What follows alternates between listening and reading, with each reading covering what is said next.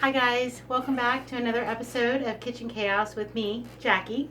This is where we make low carb recipes that fit in with my lifestyle as a type 1 diabetic. Has also helped my family and I lose 50 pounds. So it's been really great. And I'm always trying to change things up. I experiment a lot. I always say, come play with me because that's really what I'm doing as I'm playing in the kitchen. So today we are going to make pizza. Yay, pizza. Okay, so I'm not the biggest pizza fan, but I do enjoy it. And I've been playing around with some things for you guys to show you. So I did make a skillet pizza, and that is really good if you like a crispy crust. It comes out nice and crispy. It's delicious, and I will post a link to that somewhere up here so that you can check that video out if you haven't. This crust is going to be more I don't want to say doughy, but kind of like a thin doughy crust. I don't know. I just know it came out really good. So I made some bagels, some keto bagels, a couple of weeks ago. That's another post that I'll put up here if you haven't checked that out. I've been playing around with that, and I decided that that would make a really good crust for pizza. Thought, why not? Let's play around with it. So George and I made it. It came out delicious. I knew then that I had to share this with you. So that's what we're going to do today. Also, I'm going to show you how I make a really quick low-carb marinara sauce. You can buy them in the store that don't have added sugar, but they're kind of expensive. So I'm going to show you just using a couple of ingredients that I have in the house how to make one. It doesn't take much time, probably about 15 minutes, and the longest part of that is just cooking it on the stove just to get that can taste out and develop those flavors a little bit. So yeah, let's go make some low-carb food. Yay! All right, guys, so we have our cast of characters that we're going to be using today. So the first thing I have over here, there's some celery, one stalk of celery, 3 cloves of garlic, and a half of an onion just chopped up. We're going to saute those, add them to a can of tomatoes. I'm going to puree that, put it back into the pan and cook it with a little bit of seasoning, and that's going to be our marinara sauce. The other thing I have is what we're going to put on our pizza, so pepperonis, black olives, just a little bit of onion, peppers, and mushrooms, because that's what we like on our pizza. Do whatever you want. Now for the crust, and that is really the most exciting part, I'm going to use cheese, mozzarella cheese, Parmesan cheese, and egg, and some Italian seasoning, and that's all there is to the crust today. So again, it's really easy. It's like those bagels that I've been making, but we're going to make it into a pizza crust, okay? So I'm going to get the stove cleaned off. The first thing I'm going to do is start sauteing up the celery, onions, and garlic. So that is our first step, and then I'll show you the rest. Okay, so on the stove, I have used my small skillet. I put about a teaspoon of olive oil in here, and we are just going to saute up the onions, celery, and garlic, and this is going to be what we use with our tomatoes to make the marinara sauce. So I'm just going to cook these until they're soft. I have them on a pretty low heat. I don't want to brown them. I just want to soften them and release their flavors. So I'm going to do that. It's probably going to take me 5 to 8 minutes. We'll just see how long. And then whenever we come back, I'm going to show you how I pull together this sauce. All right, so I have sauteed up my vegetable mixture here. I've let it cool down for a little bit. And what we're going to do is I'm actually going to put this in my Ninja. So use whatever you have. You could do this in a food processor, a blender. If you have a Ninja, use one of those. It comes out wonderful. I love my Ninja for this. Anytime I need to puree something, it just makes it really nice and smooth. So again, you can use whatever tomatoes you have. During the summer, when I have fresh tomatoes, I actually use those.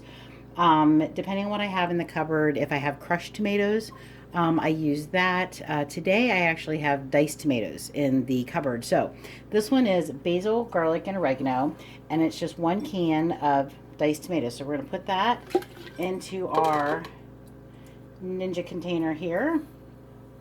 And then to that, we are going to add our vegetable mixture. I'm going to try to do this without dumping any of it. And like I said, we let this cool for about 5 minutes before I put it in there. And then I'm just going to pulse this until it's the consistency I want in my Ninja. And then I'm going to put it in a saucepan. And then we're just going to let that simmer while we get our pizza stuff together. All right, so I'm going to go do that, and then we'll be back in a moment to show you the pizza crust. All right, guys, so I have pureed up my vegetables and tomatoes, and I'm just going to put those in a small saucepan so that I can get this cooking and, like I said, get all the flavors to meld together. Now, I use the vegetables for two reasons, and this is something I do in my soups also to make them creamier, is it adds really good flavor. You get a little bit of sweetness from the onion and the celery, so you have a little bit of natural sweetness instead of adding any sugar, and it also thickens it up. So there you have that. It's twofold. It's a twofer. Okay. So now what I'm going to do is I haven't actually seasoned anything yet. So that's an important thing. When I was frying up the vegetables or sauteing them, I didn't add any salt, pepper, garlic. I didn't add anything to it. We're going to let this simmer for a little bit, and then we'll check our seasonings with the sauce in and of itself. Oh, the other thing I wanted to mention to you is be careful when you buy canned tomatoes.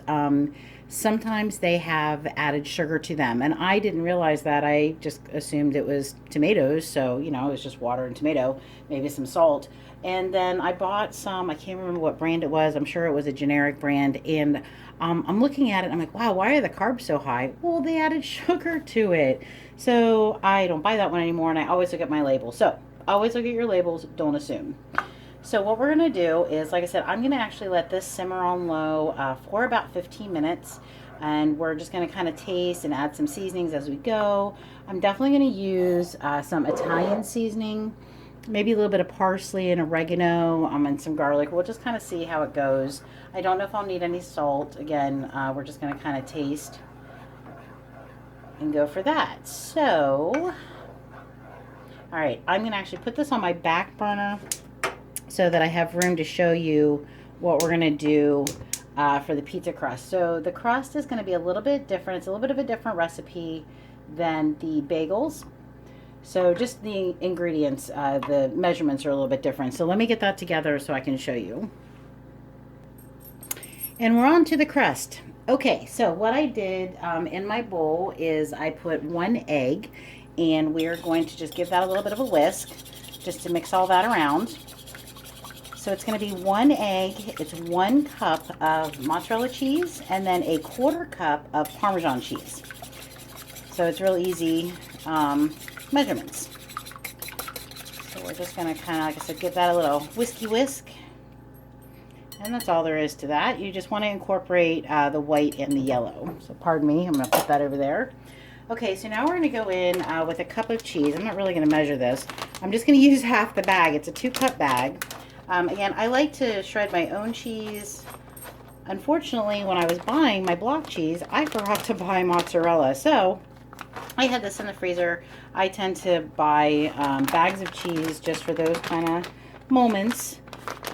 But I don't like to use it very much. Again, they use like potato starch and some different things to keep it from clumping. And so I just try to stay away from it. Plus, it really tastes better if you use fresh shredded cheese.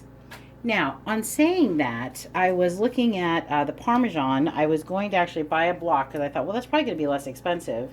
But did you know that the already shredded was less expensive than the block of cheese for the same ounces? So we went ahead and did that. Again, it has, what is it? It's cellulose to prevent caking and to help protect the flavor. So, but, you know, we're going to use it because that's what we have. So I'm going to do a 1/4 cup, maybe a little bit over. I like cheese, whatever. It's going to be good. You know what? We're just going to put another pinch in there for good measure because you can't have enough cheese. All right. So the other thing I'm going to add to this is a little bit of Italian seasoning. So we're going to do probably about a teaspoon or so. I'm going to put it in my hand first because then we're going to crush it. And that just helps break up some of the bigger pieces, and it releases some of the oils and the flavors. So we're just going to pop that in there. Okay, and so now this is one of those times where I'm like, well, what else do I have and can I put in here? My plan was just to put the Italian seasoning, but I think we're going to do a little bit of extra oregano, just because. So just probably about a 1/4 teaspoon. Again, I'm just putting that in the palm of my hand, and I'm just going to give it a little zhuzh I think that'll be good. You don't want to add any salt to this. The Parmesan cheese makes it very salty. So I would not recommend using salt, although you can if you would like to. And whatever seasonings that you might want. If you don't have Italian seasoning, if you've got like some parsley, oregano, basil, something like that, just put that in. So we're going to stir this up and incorporate it really well. So everything is mixed together and the cheese is kind of being held together by that egg. And then also what we're going to do, I'm going to do that now, is we're going to set the oven for 350. So we'll get that started. And again, we're just going to we want to incorporate everything and make sure the egg is mixed in there really well. All right, I'm going to continue stirring that around a little bit, but that's kind of what you're looking at. So I want to show you what else I did. So we're going to bake this on parchment paper so it doesn't stick. So just to be fun and whimsical, back in the day, whenever George used to make pizza for the boys, he had pizza pans. So yay, we have a pizza pan. So when I made this before, I went ahead and did it on that because I was able to make it round easier, and I don't know, it was just fun. So I have covered this with a piece of parchment paper, and then we're going to just kind of smudge out our cheese mixture. So let me go ahead and check on our sauce and see how it's doing. Okay, so again, this is why you taste your food. It needs a little help. It doesn't need a lot, but it needs a little. The other thing I wanted to tell you is that this is not how I make my regular like spaghetti sauce per se. I usually use a few more ingredients for that. The marinara is just kind of a background player, so I don't do as much to that, nor do I cook it as long. When I do my like regular pasta sauce, or which I don't use it on pasta, but you know what I mean. I let it simmer for a couple of hours, and so it develops really good flavors. And yeah, so I will show you that whenever I make it. I haven't made it in a little while. So this is, again, just the marinara sauce I use on our pizza-esque dishes. Also, we do keto fried cheese, like string cheese. We put that, roll that in pork rinds, and then put that in the air fryer. So I like to freeze this into small containers, and then that way when we get a hankering, I can just pull it out and use that. So again, this is just a pretty basic, easy recipe, and you can see how nice and thick that looks. Oh, it's really, yeah, it's good. Like I said, bam, better than anything you're gonna get in the store. All right, guys, let me get this together, and then I'll show you how we put our cheese on our baking dish to put it into the oven. I'm a little tongue-tied today. All right, so here is our cheese mixture. Like I said, I stirred that around just a little bit more to make sure the egg was well incorporated. And we are just going to put that on our parchment paper, like so. And then I'm just going to kind of smush it around to make a circle,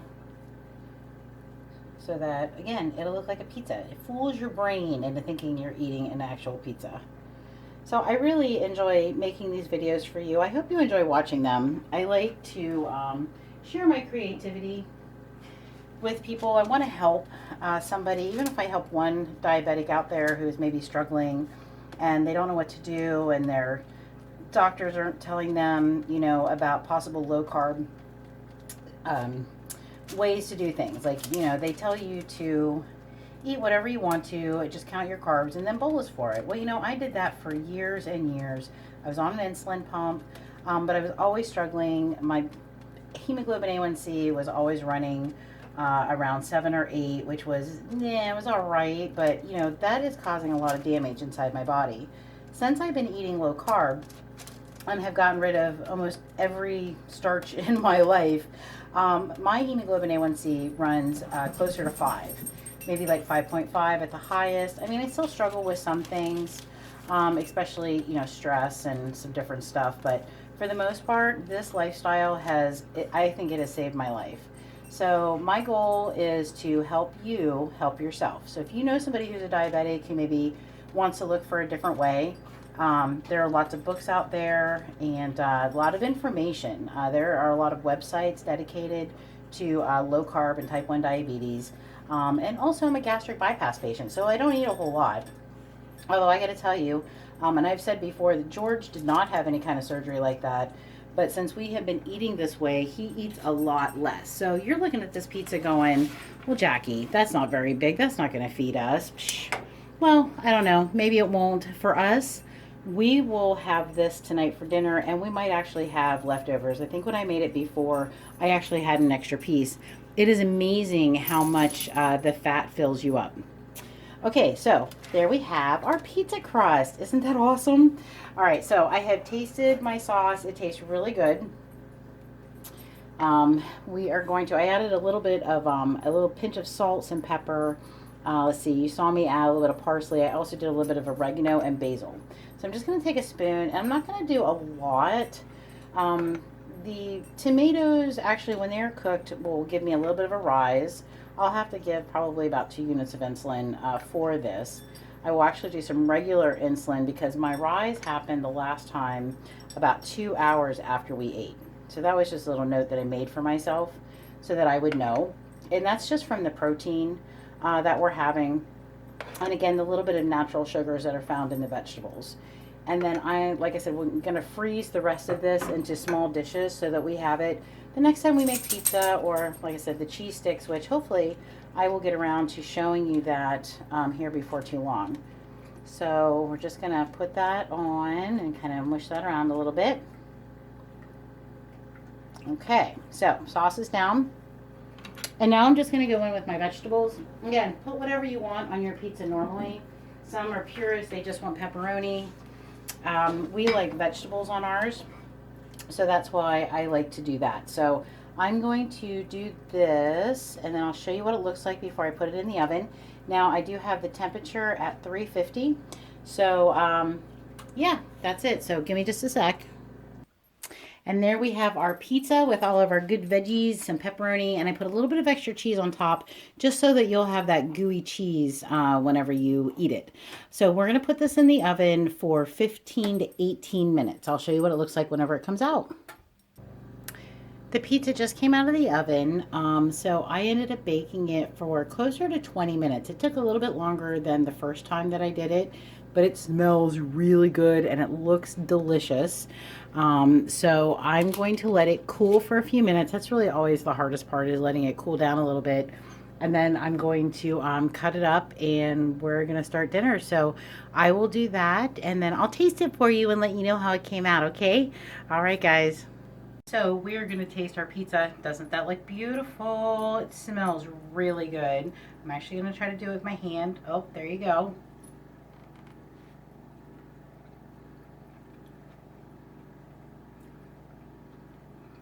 Okay, so that's really good.